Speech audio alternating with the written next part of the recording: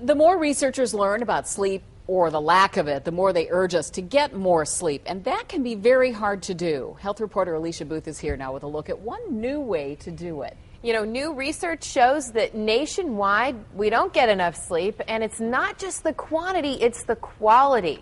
Getting to the bottom of why certain people don't sleep well can take a lot of technology, and some of it has moved to a hotel near you. Steve Lewis has had trouble sleeping for as long as he can remember. I wake up several times a night and just lay there and watch TV with the sound off, and that's most of my nights. Pretty miserable, but that's not what is compelling Steve to get wired up for this sleep study. It took a threat to his life during a recent surgery that led doctors to believe he had a serious case of sleep apnea. When I stopped breathing and had to be put on a ventilator, that scared me. And when they suggested this study, then I said, yeah, I'll go for it. Steve likely has one of more than 90 recognized sleep disorders. Hopefully his sleep on this night will mimic his sleep at home, because he feels at home. This is the Marriott TownePlace Suites in Westlake, with 2 suites rented out year-round to Metro Health Medical Center. When they come to a hotel, everybody stayed at a hotel before, and so it takes some of the anxiety out of the sleep study. This is opening night for this new center, the second hotel-based center for Metro.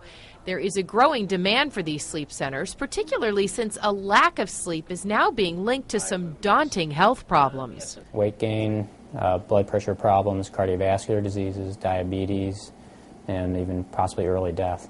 And the director of Metro Center for Sleep Medicine says sleep problems are largely underdiagnosed and untreated. But patients like Steve have seen the light.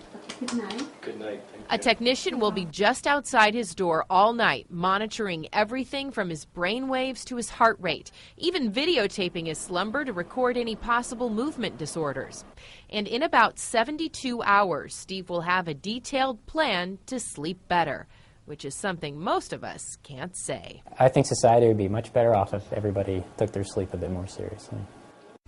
And Dr. Ockley tells me that one of the biggest sleep problems around is insomnia, but that is one of the problems people just don't seem to be as willing to seek medical attention for. Another big problem that we're seeing is that we're spending a lot more time on the cell phone and the computer at night than we are in sleep. The screens are keeping us away. Yes. You know, I'm looking at Steve and all of the sensors and the wires and everything. So how does someone who has trouble sleeping anyway sleep with all that stuff on? You know, I thought the exact same thing, and they actually gave him an Ambien.